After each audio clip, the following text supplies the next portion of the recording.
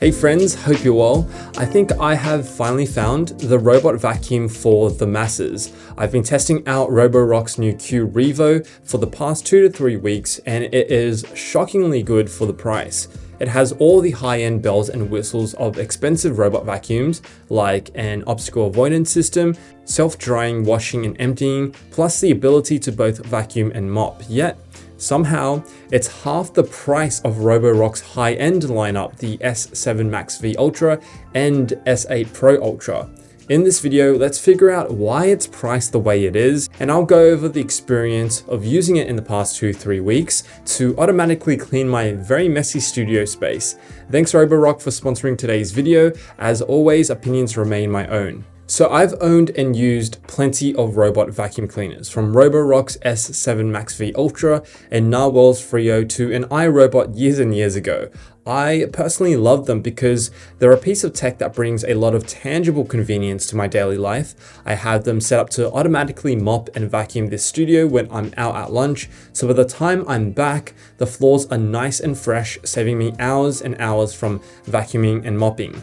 I still do keep around my Dyson V10 for hard to reach areas or for, desk cleaning, areas that robot vacuums obviously can't reach at the moment. So the Q Revo is priced at $899, and it's a great example, I think, of the barrier to adoption being lowered for quickly improving tech. It's a mid-range priced robot vacuum with high-end features. On paper, I think the Q Revo is an amazing deal aimed at budget-conscious buyers looking for a robot vacuum cleaner for their home. So you might be wondering, like I was, how Roborock managed to price the Q Revo so competitively, and based on what I've seen in the past few weeks, the Q Revo uses a more utilitarian design with less material that I think has allowed Roborock to price it more competitively. It's funny though, because I personally like the look and design of the Q Revo even more. It has a more discreet dock that does a better job blending into living spaces while looking aesthetic with its wavy grooves and minor branding. The dock itself is impressively multifunctional too.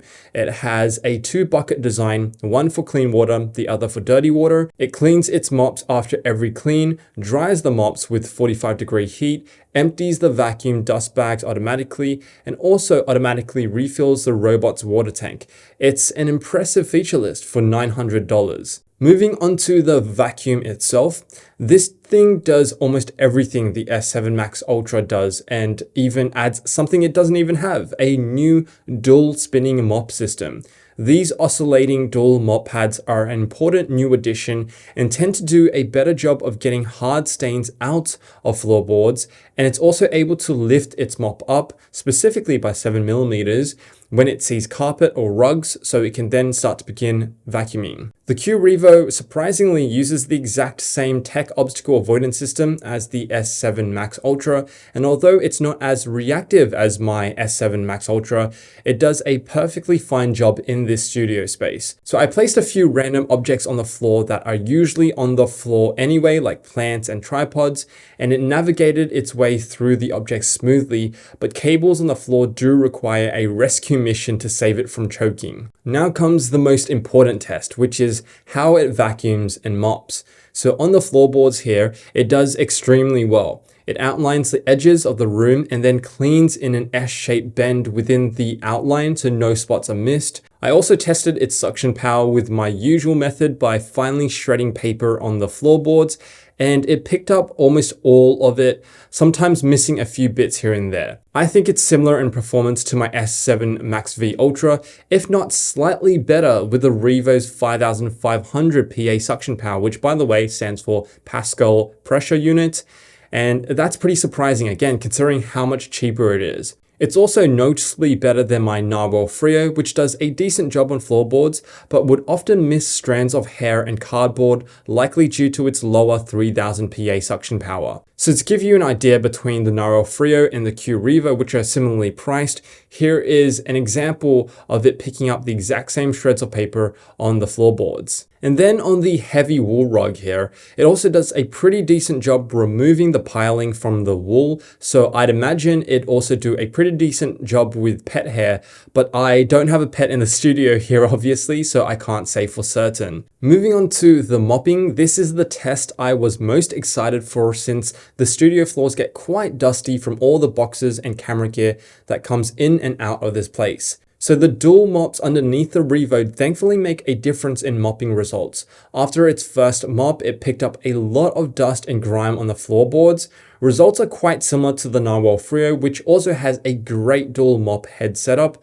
I couldn't really see a noticeable difference between the Q Revo, but maybe the Q Revo would edge out simply because it rotates a little faster at 200 RPM, where the Narwal Freo maxes out at 180 RPM, so 20 less revolutions every minute. It's also worth mentioning that I noticed the width of the spinning mop heads are 2 inches narrower than the Rise pad on the S7, so you have a more narrow mopping path on the Q Revo, just something to note. And one of the bedrocks of Roborock's success, in my opinion, is the app itself. It's an app I've been using for a couple years now, and it still remains one of the best I've used for robot vacuum cleaners with stacks and stacks of features. The app is intuitive and easy to use, as you can see here, and there's new features for deep carpet cleaning and the ability to even clean along a floor direction that I haven't previously seen before. The fine-tuning options for cleaning let me adjust the suction power and scrub intensity of the Q Revo. There's also the option of standard and deep root cleaning based on the layout of your home. So with deep mopping, the Revo will move in a tighter pattern and cover the selected areas twice. The layout is also based on the auto mapping feature that it does on its first few cleans, and then you can partition it out and edit the room names yourself, or use the new feature where the app auto suggests no-go zones, so I can set up auto cleaning in the studio, kitchen and toilet areas every day automatically while restricting the filming room. And the app shows exactly where the Revo has cleaned and the path it took from the dock. It's a great app for those of you like me who enjoy having an all-in-one solution on their phone, from car keys to home cleaning. Okay, so after using the Q Revo for almost a month now, I'd likely recommend this specific robot vacuum to those of you who are looking for one on a budget. Sure, it has an inferior object avoidance system and doesn't have things like a dual roller, vibrating mopping pad, and things like that, but not everyone can or wants to pay thousands of dollars for a robot vacuum. And if my S7 MaxV Ultra is anything to go by, the Q Revo will probably get better with age and firmware improvements. Roborock has done a pretty good job releasing significant updates that have improved my S7, specifically its obstacle detection system. The Q Revo at $900 does at least 80% of what significantly more expensive robot vacuums do in an aesthetically pleasing package that, blends really well into my home.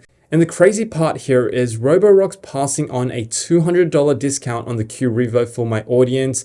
I'll drop that link in the description box below. But yeah, it's already really affordable as it is, and Roborock has been generous enough to pass that discount on to you guys. If you made it to the end of this video, drop the code word comment SPARKLE, and I'll also leave on screen here a video of my office and studio setup if you want to check it out. As always, thanks for watching, and I'll see you in the next video.